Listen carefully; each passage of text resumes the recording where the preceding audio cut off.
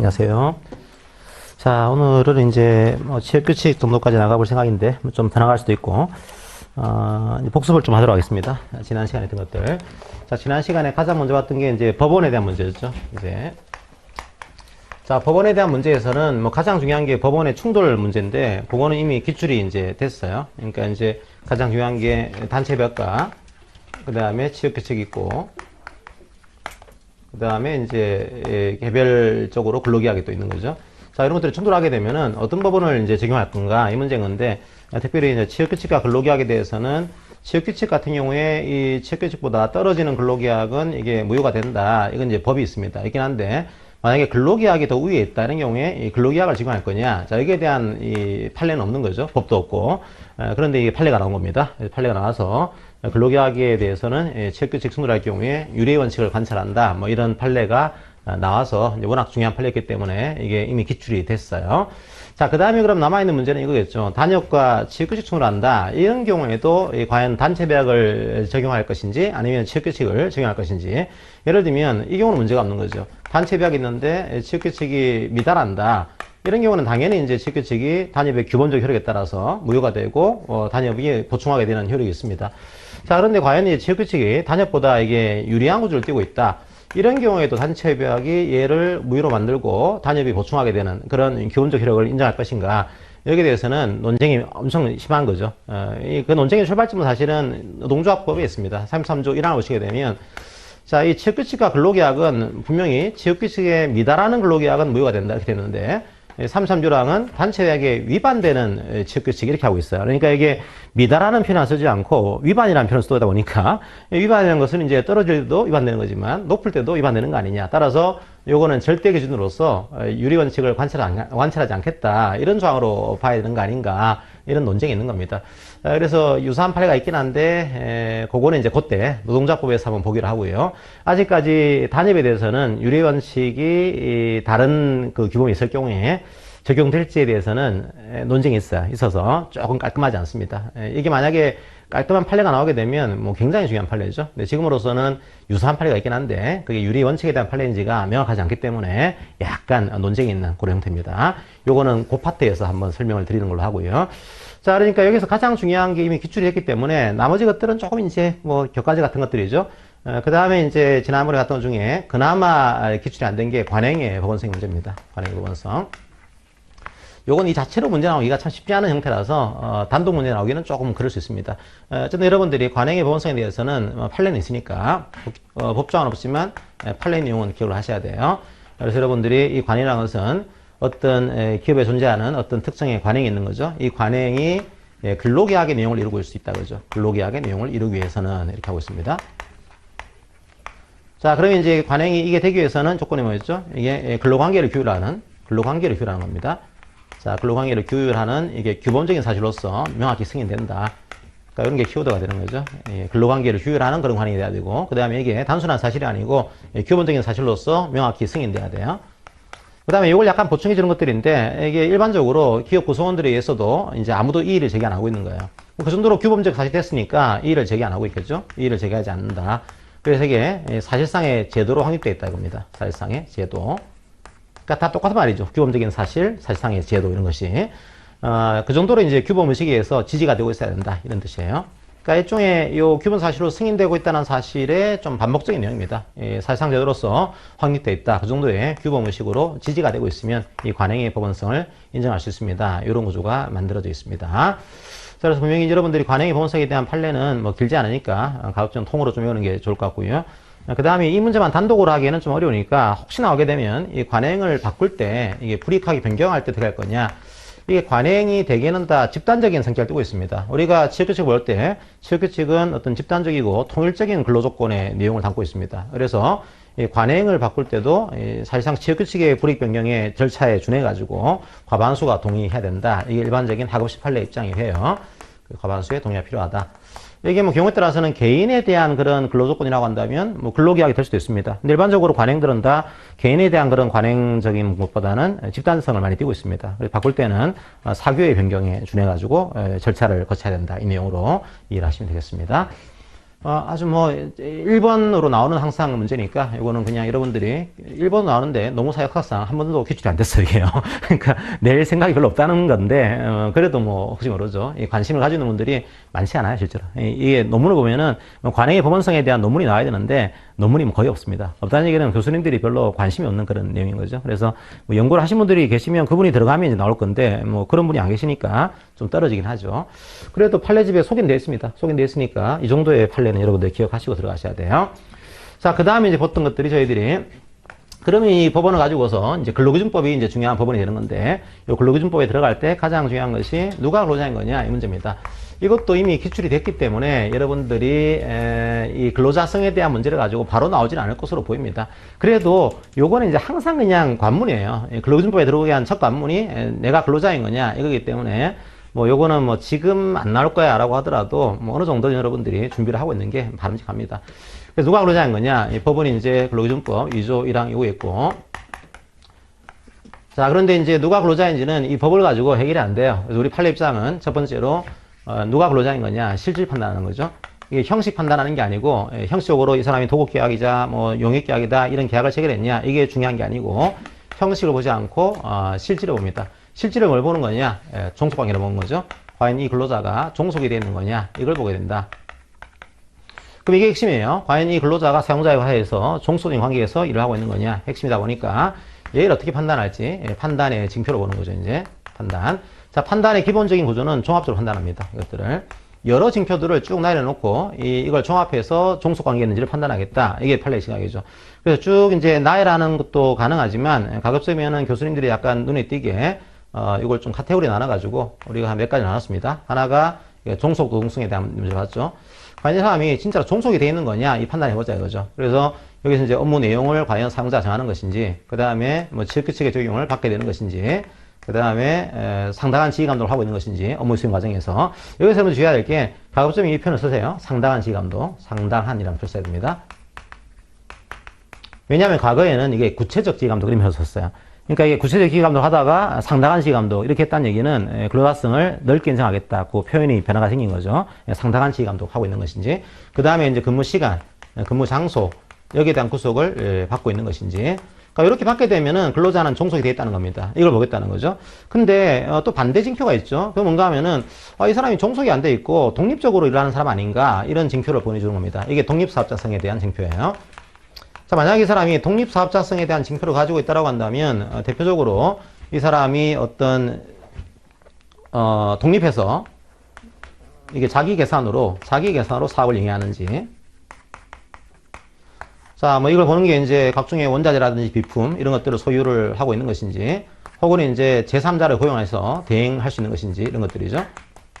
자, 이런 것 등을 봐서 독립적으로 자기 계산으로 이 사업을 영위하고 있는 것인지 보겠다는 겁니다. 그리고 이제 노무를 제공하는 게 왜 하는 거냐? 이게 자기의 어떤 이윤 창출이에요. 이윤 창출과 어떤 손실 처리를 자 하게 되는데, 이게 안 하게 되면 이게 자기의 위험으로 되는 것인지 이걸 보겠다는 겁니다. 그러니까 자기가 이제 떠안고 있는 거죠. 이런 이제 손실 문제까지도. 그렇다고 한다면 독립사업자성을 인정할 수 있다. 이렇게 볼 수 있는 거죠. 그 다음에 이제 보수를 보는 겁니다. 이 과연 보수가 이게 근로의 대가인지 보겠다는 거죠. 보수의 근로 대가성 성격 보겠다는 거예요.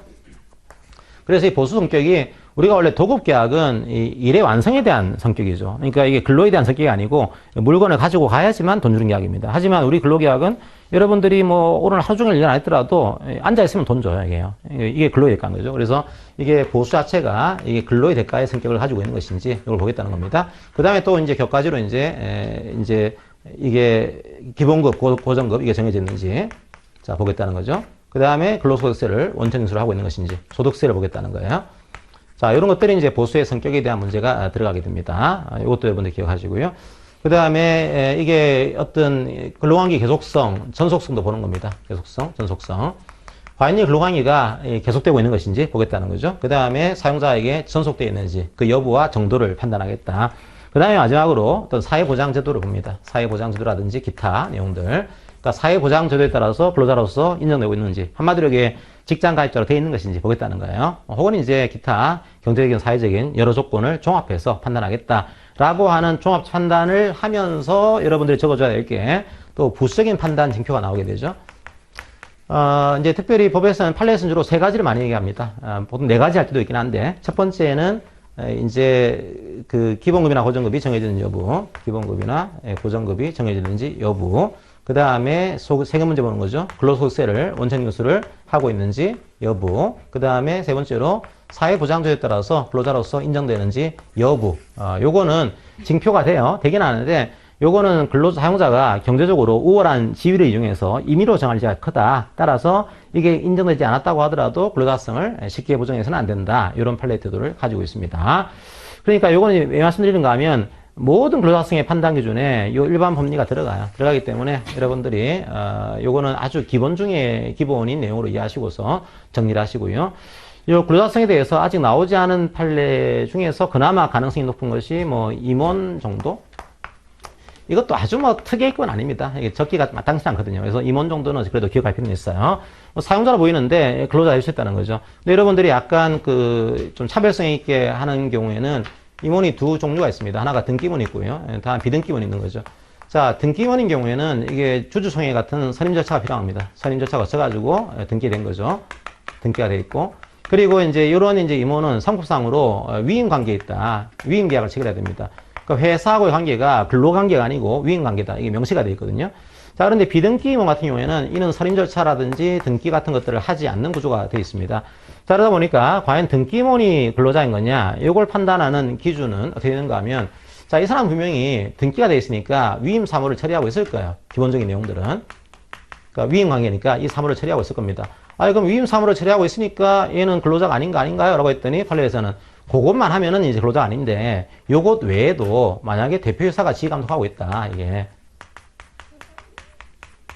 지휘감독하면서 어떤 노무 제공하면서 보수를 지급받고 있다. 자, 이렇다고 한다면 지휘감독하고 있는 거 아니냐? 위임사무 처리한 것 외에도 이 지휘감독하고 있는 거니까 근로자가 될 수 있어. 이런 표현을 쓰게 되고요. 그 다음에 비등기 같은 경우는 이게 등기가 되는 구조가 아닙니다, 특별히. 그러다 보니까 약간 그 위임사무 처리하는 사실 구조가 아닌 거예요. 등기문이 아닌 거니까. 그래서 하는 얘기가 만약에 그 명칭 자체가 이게 형식적이다, 명목적이다 보겠다는 거죠. 이름은 임원인데 명칭만 그냥 임원인 것이고 사실상 대표이사라든지 혹은 다른 사용자 나올 수도 있어요. 다른 사용자의 지휘감독 받으면서 노무 제공하면서 보수를 지급하고 있다. 이런 경우에는 역시 근로자 될 수 있다. 이런 거죠. 그래서 뭐 키워드는 뭐 핵심은 그거죠. 지휘감독이죠. 지휘감독. 대표이사의 지휘감독, 대표이사나 다른 사용자의 지휘감독 받고 있다. 이런 경우인데 약간 차이점이라고 한다면 이 등기임원은 위임사무 처리하고 있는 겁니다. 이게. 하지만 이것 외에도 이거 하고 있으면 뭐 근로자. 그 다음에 비등기임원은 그 명칭이 형식에 불과하다라고 하는 것들이 추가되어 있는 그런 구조니까 뭐 이걸 엮어서도 뭐 큰 문제는 없어요. 근데 약간 이제 좀 차별화시키는 목적으로 등기임원, 비등기임원 나눠가지고 설명을 좀 드렸습니다. 그래서 이런 것들은 좀 이해할 필요가 있을 것 같고요. 그 다음에 이제 안 나온 것 중에 하나가 미등록 외국인이 있습니다. 외국인은 또 역시 적을 게 마땅치는 않아요, 이게요. 미등록 외국인도. 그래서 제가 볼 때는 이 미등록 외국인은 오히려 노동자법에서 나올 가능성이 조금 더 있는 구조입니다. 뭐 안 나왔으니까 설명드리면은 이게 이제 어떤 그 출입국관리법 위반한 그런 구조거든요. 이 경우에 왜 출입국관리법에서 이걸 금지하고 있는가 하면은 그냥 고용이라고 하는 이제 취업 자격 없는 외국인의 고용이라고 하는 이게 사실적인 것들을 금지하게 합니다. 사실행위를. 자, 요거를 금지하게 한 것이지 이분이 이제 이미 제공한 근로의 권리 이런 것들 혹은 이제 근로자로서의 지위에 기한 어떤 법률 효과들 자, 이걸 부정하려고 하는 것은 아닙니다. 아니기 때문에 아무리 등록이 안 돼 있다고 하더라도 근로자가 되는 것이고 근로자로서의 권리를 향유할 수 있어요. 물론 현실적으로 이게 걸리게 되면은 뭐 추방당합니다. 일반적으로. 그러니까 쉽게 얘기 못하죠. 얘기하면 이제 나 근로자 권리가 있다면서 하는데 그건 맞아. 근데 나가야 돼. 이렇게 하는 거죠. 이게. 그러니까 쉽지 않은 구조입니다. 이게. 요거는 뭐 아직 안 나왔지만 나중에 볼 때 노동조합 쪽에서 좀 나올 가능성이 있는 그런 케이스로 이해하시면 되겠습니다. 자, 그 다음에 나머지는 한번 쭉 보시고요. 이제 근로기준법의 기본 원칙으로 들어오게 되면은 기본 원칙에서는 그나마 나올 게 6조 정도예요. 실제로 이게 6조 정도. 이제 균등대 원칙 요겁니다. 그러니까 요거는 여러분들이 나오게 되면은 사실은 이게 굉장히 철학적인 내용이기 때문에 적기가 쉽지 않아요. 쉽지 않다 보니까 이게 나오게 되면 6조에 대한 기본적인 법 규정을 적어주시고요. 그 다음에 이게 이제 성격을 적어줘야 됩니다. 6조는 강행법규가 되겠죠. 강행법규. 그래서 만약에 얘를 위반한 법률행위가 나오게 되면 이건 무효가 된다. 이 내용을 적어주시고요. 그 다음에 얘가 얼마나 중요한 거다. 이걸, 그러니까 모든 6조에 대한 내용이 나오게 되면, 이제 밑반찬으로 이런 것들을 깔아주는 게 좋습니다. 다 똑같은 내용이거든요. 자, 6조가 또 왜 중요한가 하면, 얘는 헌법에 11조 1항을 구체하게 한 겁니다. 헌법상에 평등 원칙이 있는데, 이 평등 원칙이 여러 군데 적용되거든요. 근데 근로기준법에서는 이게 근로관계에 적용되는 거죠. 근로관계에서 실제적으로 실현되기 위한 목적으로. 자, 이런 목적으로 6조를 정해둔 거다. 이런 6조의 중요성을 여러분들이 좀 나열을 하고요. 그 다음에 6조에 대해서 뭐 국적, 신앙, 남녀, 사회적 신분 이런 것들은 뭐 잘 나오진 않을 거예요. 사회적 신분은 상당히 문제가 있습니다. 이게 옛날에 나왔던 게 과연 이제 고유형 형태가 사회적인 신분이냐. 그러니까 정규직, 무기계약직 이런 식의 신분이 과연 사회적인 신분이냐 이런 문제가 남아 있습니다. 그건 한번 기출했기 때문에 넘어가고 이제 최근에 판례 나온 것 중에 하나가 이제 전업 비전업에 대한 문제가 나온 거죠. 전업 비전업. 자, 여기에 대해서는 특이한 문제입니다. 이거는 요거는 이제 우리가 남녀, 국적, 신앙, 사회적 신분 여기 아니에요. 아닌데 우리 판례 입장은 전업이냐 비전업이냐 이 사정은 근로계약상의 근로 내용과는 무관한 사정이다 이렇게 하고 있죠. 근로계약상 근로 내용과는 무관한 사정. 자, 차별은 이제 합리적인 이유가 있으면 차별이 허용됩니다. 근데 근로계약상 근로내용과는 무관한 사정을 이유로 해서 차별하고 있다? 이거는 불합리한 차별로 이해를 하게 돼요. 전업이냐 비전업이냐 이 사정이라든지 혹은 그 판례 보시게 되면 또 대학의 재정사항도 얘기를 합니다. 우리가 재정이 없어가지고 차별했어요. 그럼 대학의 재정사항이 차별을 합리할 만한 이유가 되는 거냐? 그렇지 않다는 거죠. 이 전업이냐 비전업이냐 대학의 재정사항 이것들은 다 근로계약상 근로내용과는 무관한 사정을 이유로 한 거니까 이건 불합리하다. 합리적인 이유가 없다는 거죠. 자, 없으니까 이거는 6조 위반으로 무효가 됩니다. 이 논리를 가져갑니다. 그러니까 이것도 뭐 내용은 단순해요. 그러니까 이 6조 위반의 6조에 대한 기본적인 내용을 적어주시고 하나의 키워드는 이거죠. 근로계약상 근로내용과는 무관한 사정을 이유로 한 차별. 이거는 합리적인 이유가 없는 차별이다. 이 내용으로 이해하시면 되고요. 그러니까 나오기 쉽지 않아요. 이런 것들이니까 이게 채점하기도 뭔가 채점의 포인트가 별로 없는 그런 형태입니다. 이 6조 같은 경우는 뭐 하지만 이런 것들을 연구하시는 분들은 또 뭐 관심 있는 분들은 나올 수가 있으니까 판례주에 소개된 것까지는 기억할 필요가 있습니다. 그 다음에 이제 나온 게 여성 공무원에 대한 차별이 판례가 또 있었죠. 여성 공무원에 대한 차별. 자, 여성 공무원에 대한 차별을 했습니다. 이때 나올 수 있는 문제가 쟁점이 두 가지였습니다. 하나가 과연 국가와 공무원 사이에서도 근로기준법 6조를 적용할 수 있는 거냐 이 문제 하나. 우리 판례 입장은요 적용할 수 있다는 거죠. 국가는 이게 평등 원칙을 실현하게 한 겁니다. 그러니까 국가가 오히려 기본권을 지켜야 되는 주체예요. 기본권의 수범자인 거죠. 국가는 기본권을 지켜야 되고 공무원은 이 근로자인 거다 이게. 공무원은 공무원이라는 특수한 신분을 가지고 있을 뿐이지 근로자인 거다 이거죠. 그러니까 6조를 적용 못할 이유가 없다 이렇게 얘기하고 있고요.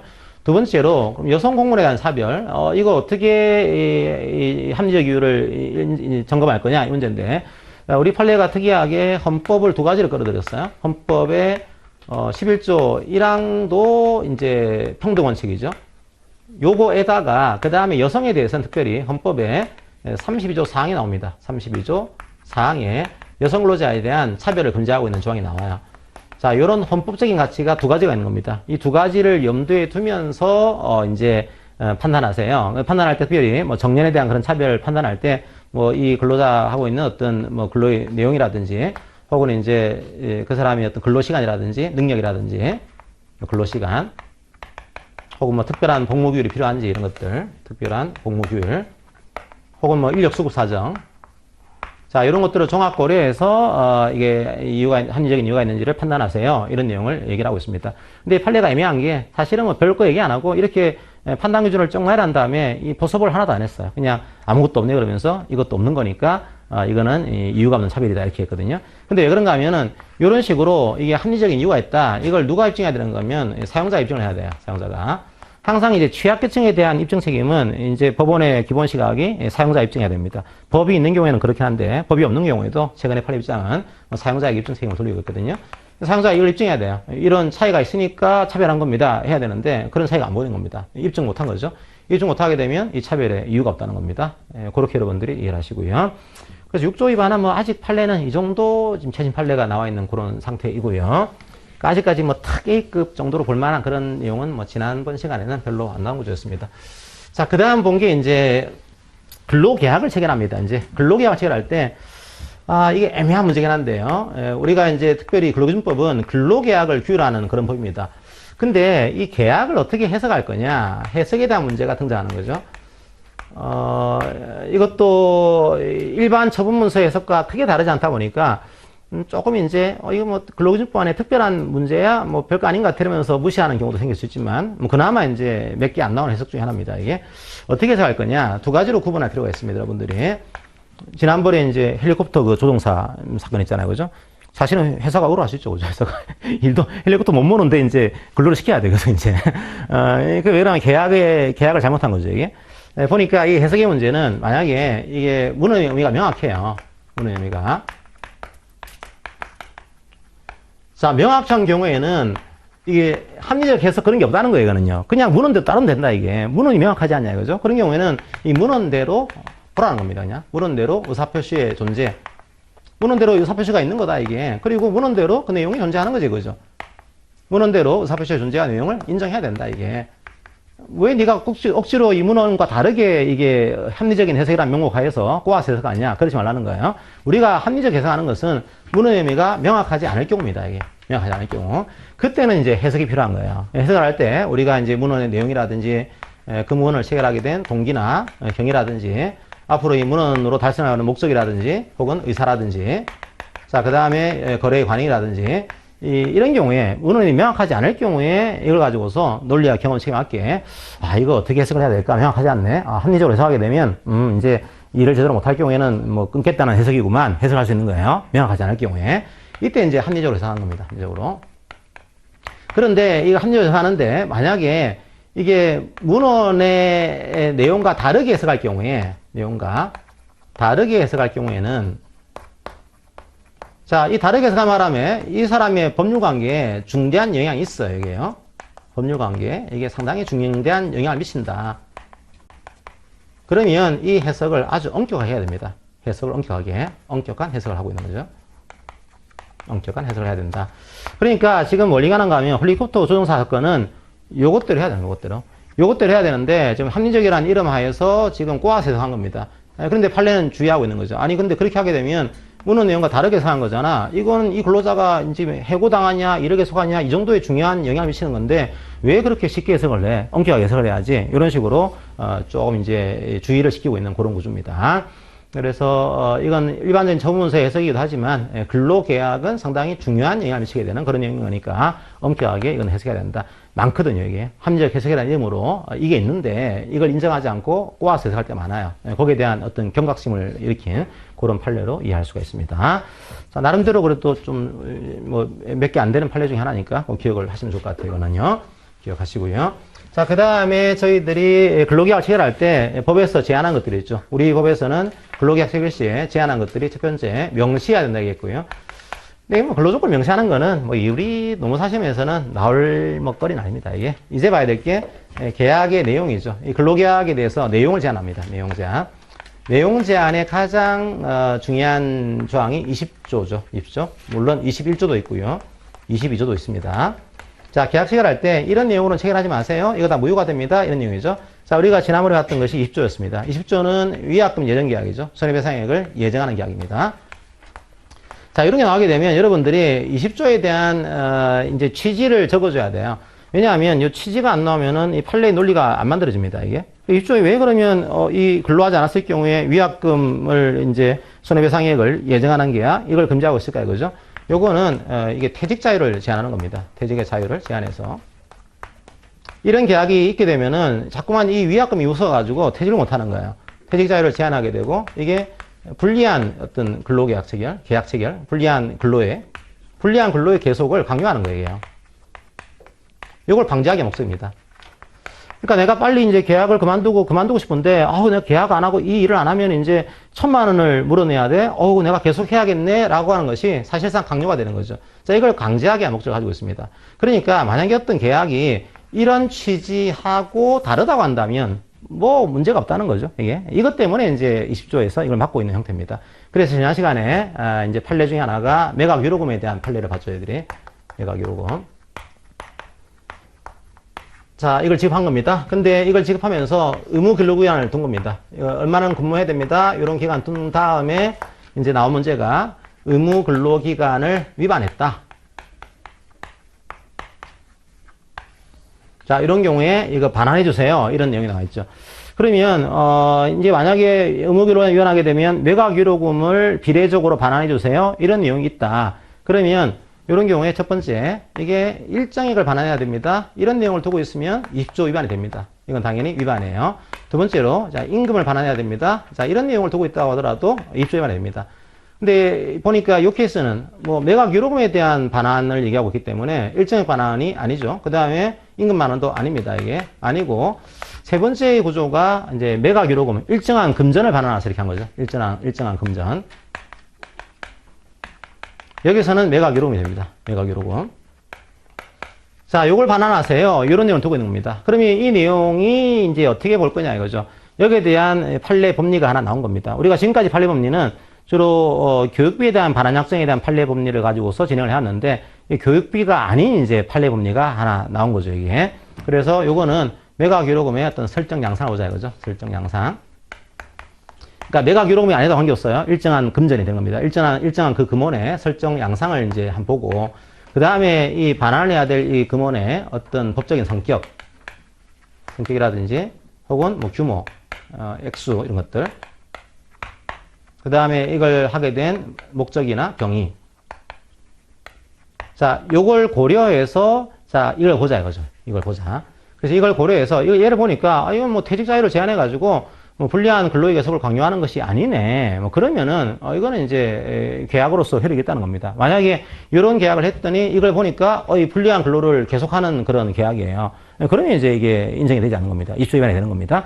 근데 이 매각 이런 거 봤더니 뭐 이제 위로금 쪽으로 주고 있는 거예요. 그냥 자꾸 반대하니까 그냥 우리가 돈을 좀 드리겠습니다. 이런 이제 뭐 양상을 띄고 있는 거죠. 목적을 띄고 있는 거예요. 그리고 이제 비대위 만들어 가지고 자꾸 반대하니까 어쨌든 위로 목적으로 주고 있는 이런 거죠. 게다가 이 성격이나 규모 액수를 보게 되면은 그냥 매우 위로금을 주는 겁니다. 그리고 그 반환 액수를 보게 되면요. 이게 그냥 비례적으로 근무를 안 한 기간만큼 비례적으로 반환하는 구조이기 때문에 이게 뭐 근로의 계속을 강요하는 이 정도의 계약이 아닌 겁니다. 이런 계약이 아닌 거니까 이걸 볼 때 이런 취지하고는 무관하다. 따라서 이거는 계약이 효력이 있다. 이렇게 만들어지게 돼요. 그래서 여러분들이 이 교육비 반환과 다른 어떤 판례가 나온 거니까 요거 기억하시고 항상 이런 것들은 20조의 취지를 물론 20조에 또 있습니다. 뒤에 보시면 같은 말인데 직장 선택의 자유를 보장하겠다는 것들이죠. 직장 선택의 자유를 보장하겠다. 그 다음에 뭐 이제 불리한 근로계약 해지를 보호하겠다. 불리한 근로계약 해지 보호. 계약 해지하겠죠. 이 불리한 근로계약 해지 안 해야 되는데 이걸 보호하는 취지를 가지고 있습니다. 주로 이렇게 쭉 쓰고 있는데 판례상으로는 주로 요 얘기를 많이 해요. 퇴직의 자유를 제한해서 근로의 계속을 부당한 근로의 계속을 강요하는 것을 방지하게 한 이런 취지를 가지고 있습니다. 이런 취지에 따라서 이런 판단 기준이 나오게 되고 이 판단 기준을 가지고서 이런 것들인지를 판단한다. 이렇게 여러분들이 이해하시면 되겠습니다. 그러니까 지난 시간에 봤던 것 중에는 제가 볼 땐 그래도 계약 해석 문제를 한번 정리를 하실 필요가 있을 것 같고요. 그 다음 매각 유로금도 뭐 지금까지 어떤 판례였으니까 한 번쯤은 정리를 해야 되는 그런 구조로 이해하시면 되겠습니다.